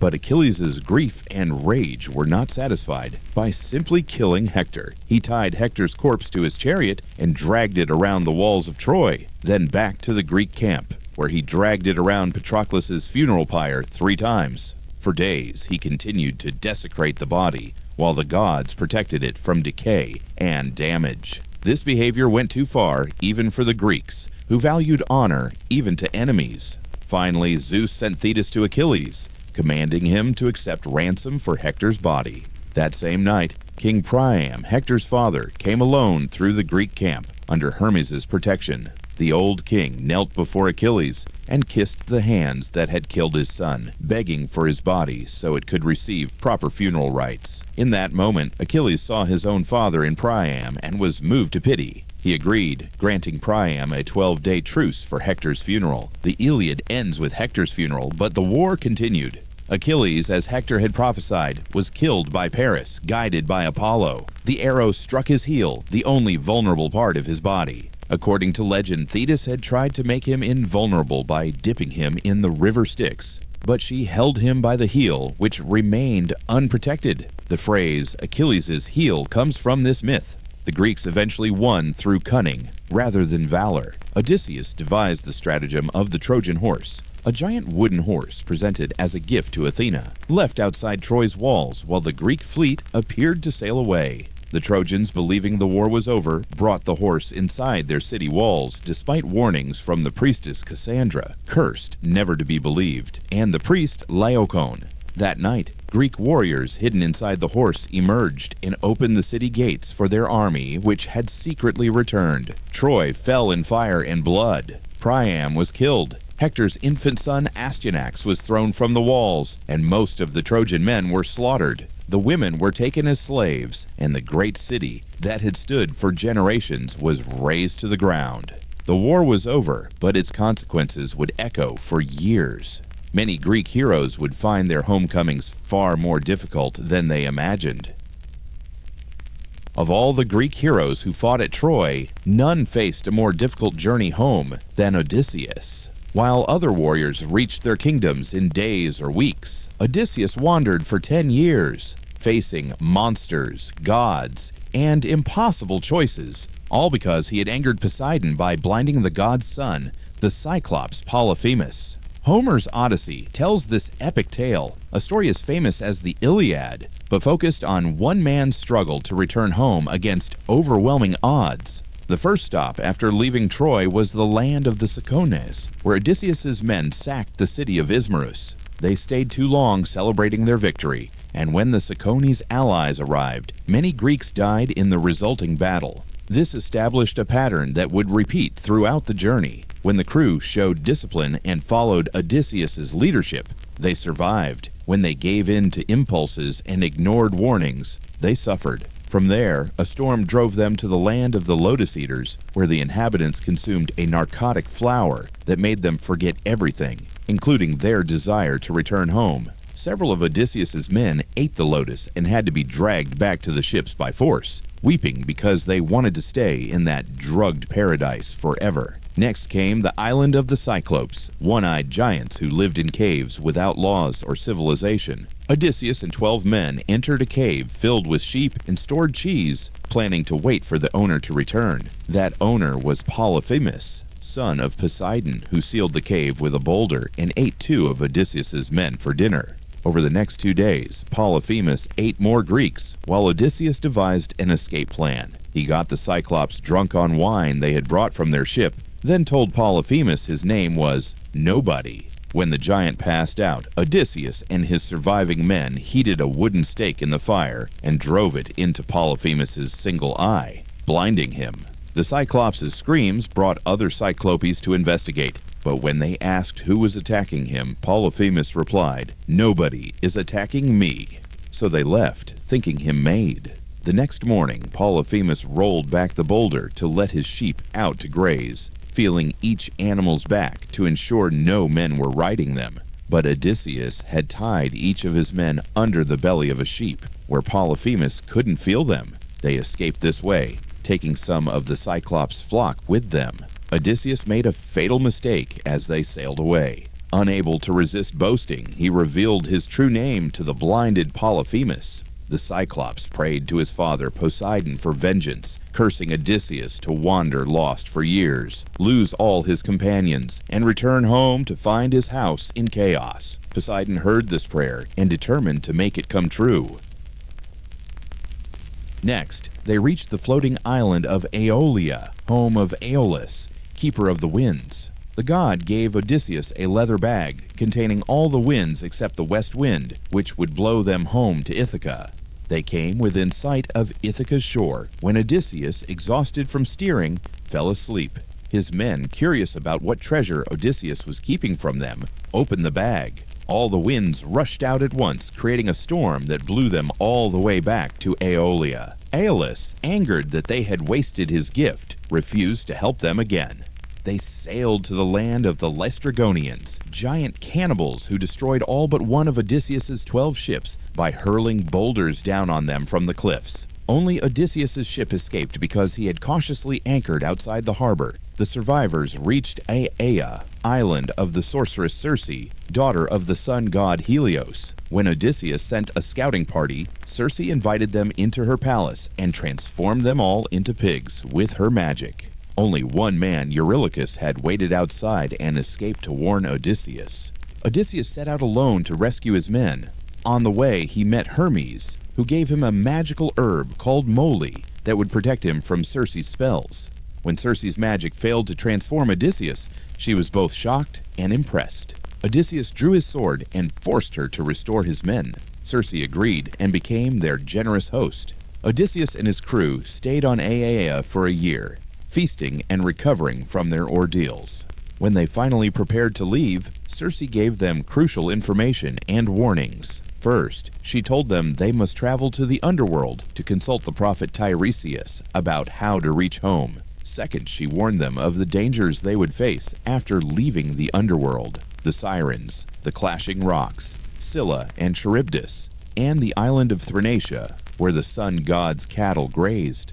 The descent into the underworld was unlike any other trial. Odysseus and his men sailed to the edge of the world, where the land of the Cimmerians lay shrouded in eternal mist. There, Odysseus dug a pit and performed sacrifices, allowing the blood to pool. The shades of the dead, drawn by the blood, gathered around him. He spoke with many spirits, including his mother, who had died from grief, believing he would never return. He met Agamemnon, murdered by his wife and her lover upon his homecoming. He saw Achilles, who told him that he would rather be a slave among the living than a king among the dead. Finally, he consulted Tiresias, who prophesied his future and warned him above all else not to harm the sun god's cattle on Thrinacia. Returning to the world of the living, Odysseus and his crew prepared for the trials ahead. First came the Sirens, creatures whose beautiful songs lured sailors to crash upon rocks. Following Circe's advice, Odysseus had his men plug their ears with beeswax. But Odysseus himself wanted to hear the siren song, so he had his men tie him to the mast and commanded them not to release him no matter how much he begged.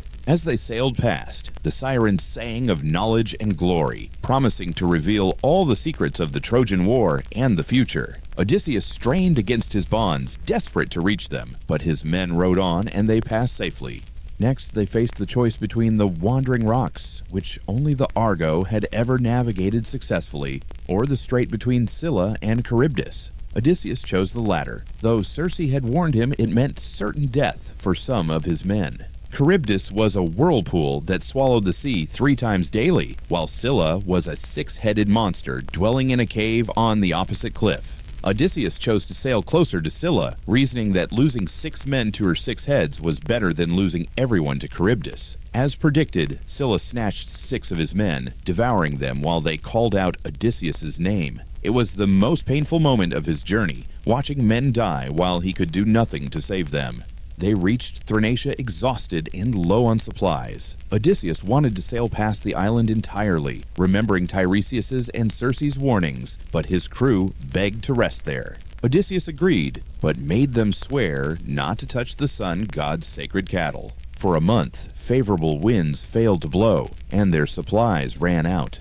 Odysseus went inland to pray, and while he slept, Eurylochus convinced the starving crew to slaughter some cattle, promising to build a temple to Helios when they returned home. Helios discovered the slaughter and raged to Zeus, demanding vengeance or threatening to take the sun to the underworld. Zeus promised justice. When Odysseus awoke and found what his men had done, he knew they were doomed. They set sail, but Zeus sent a storm that destroyed the ship. All the crew drowned except Odysseus, who lashed together the broken mast and keel and floated on them, drifting for days.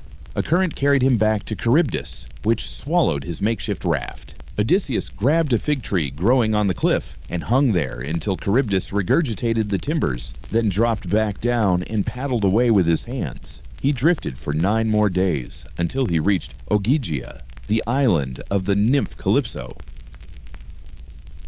Calypso fell in love with Odysseus and kept him prisoner for 7 years, despite his constant longing to return home. She offered him immortality if he would stay with her forever, but Odysseus refused, preferring a mortal life with his wife Penelope in Ithaca to eternal life with a goddess on a paradise island. Finally, at Zeus's command, prompted by Athena, Calypso released him. She gave him tools and materials to build a raft, and he set sail once more. Poseidon, returning from a trip and finding that the gods had helped Odysseus, was furious. He sent a storm that destroyed the raft and nearly drowned Odysseus. A sea nymph took pity on him and gave him a magical veil that kept him afloat. He swam for 2 days before washing ashore in Phaeacia, more dead than alive. The Phaeacians were a people beloved by the gods, and their king, Alcinous, was generous and honorable. His daughter Nausicaa found Odysseus and brought him to the palace. There, Odysseus finally told his story, explaining who he was and how he had come to their shores. The Phaeacians, moved by his tale, gave him treasure and a ship to carry him home. The Phaeacian ships sailed with supernatural speed, and Odysseus slept through the journey. The crew left him sleeping on Ithaca's shore with his gifts piled beside him.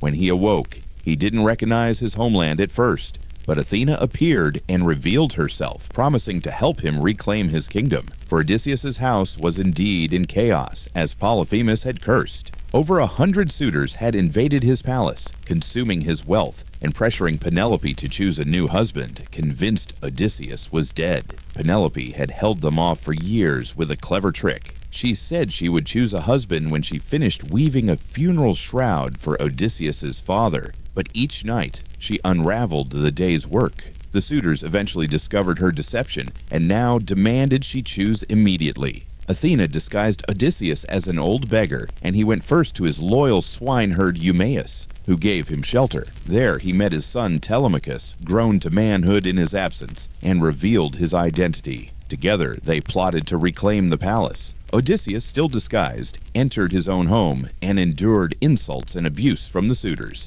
testing which servants remained loyal. Penelope, not recognizing her husband, announced a contest. She would marry whoever could string Odysseus's great bow and shoot an arrow through 12 axe heads. All the suitors tried and failed. Then the old beggar asked to try. The suitors mocked him, but Penelope allowed it.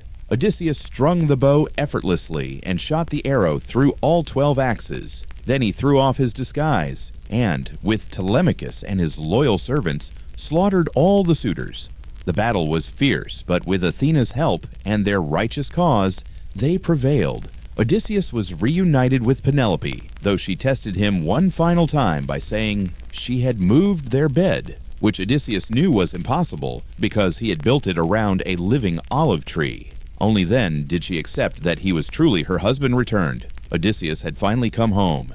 20 years since he left for Troy. Through war and wandering, loss and suffering, the hero reached the end of his odyssey. His story became legendary, a tale of perseverance, cleverness, and the human desire to return home, no matter the obstacles. It showed that heroes were defined not just by strength or glory, but by endurance, loyalty, and the refusal to give up hope, even when all seem lost.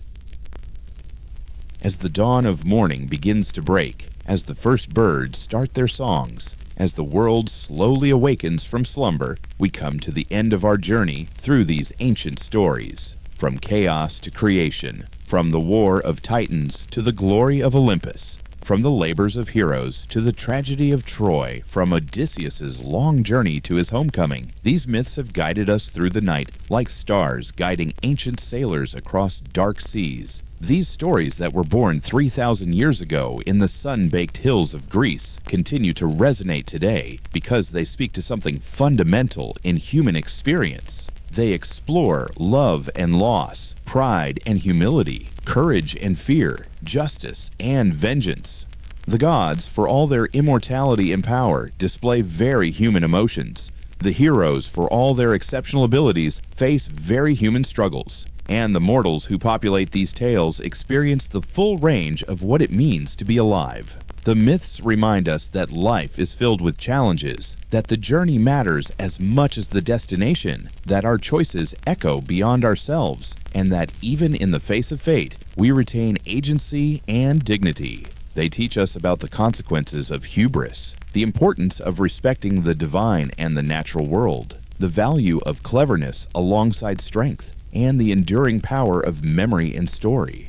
As you drift now into deep sleep or rise into the new day, carry these stories with you. Remember that you too are part of an ongoing tale, that your actions and choices add to the great narrative of human experience. Like the heroes of old, you face your own challenges and make your own journeys. Like them, you have the capacity for greatness, for perseverance, for transformation. If you've enjoyed this journey through Greek mythology, please take a moment to like this video and subscribe to the channel for more explorations of history, myth, and the stories that have shaped human civilization. Your support helps us continue creating these journeys through time and tale. Thank you for spending this time with the gods and heroes of ancient Greece. May their stories inspire your dreams and light your path forward. Good night or good morning, and may you carry the wisdom of these ancient tales with you always.